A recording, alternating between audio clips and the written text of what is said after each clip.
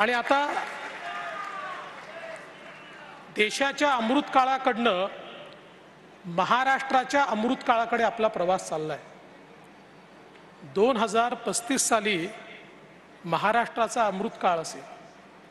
आता आपल्याला विचार करायचा आहे की या अमृत काळामध्ये आपलं क्षेत्र कुठे असेल। या अमृत काळामध्ये साहित्य असेल, नाट्य क्षेत्र असेल, संगीत असेल, गीत असेल, हे कुठे असणार आहे। दूरचा विचार करण्याची गरज आहे।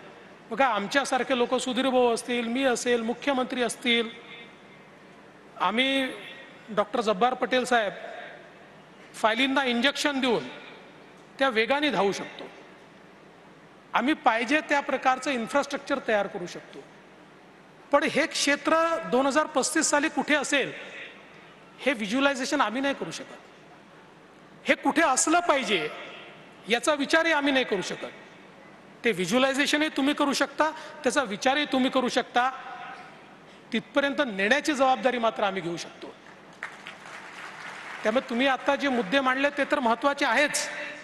म्हणजे ज्यावेळी आम्हाला तुम्ही हा मुद्दा मांडला की जे अस्तित्वातले नाट्यगृह आहेत ते खराब आहेत, सुधीर भाऊंनी आणि मी तात्काळ त्या संदर्भात निर्णय केला, बजेटमध्ये पैसे ठेवले। आता सुधीर भाऊ त्याचा जो काही आराखडा आहे तो तयार करतायत। नवीन नाट्यगृह असतील किंवा जुने जे काही नाट्यगृह आहेत ते चांगलं करणं असेल, हे सगळं काम आपण मोठ्या प्रमाणात या ठिकाणी सुरू केलं आहे। पण एक गोष्ट आपण लक्षात घेतली पाहिजे की विशेषतः ही जबाबदारी आपली काय आहे। कारण मराठी रंगभूमी आणि मराठी रंगकर्मी यांनी या देशामध्ये रंगभूमी आणि नाट्य संस्कृती टिकवण्यात सर्वात मोठा वाटा या ठिकाणी उचललेला आहे। आजही देशातली सर्वोत्तम रंगभूमी कुठली, मी मराठी आहे म्हणून म्हणत नाही, पण तुम्ही तुलनात्मक कोणालाही विचारलं तर तो असं म्हणेल की सर्वोत्तम रंगभूमी आजही आमची मराठी रंगभूमी आहे।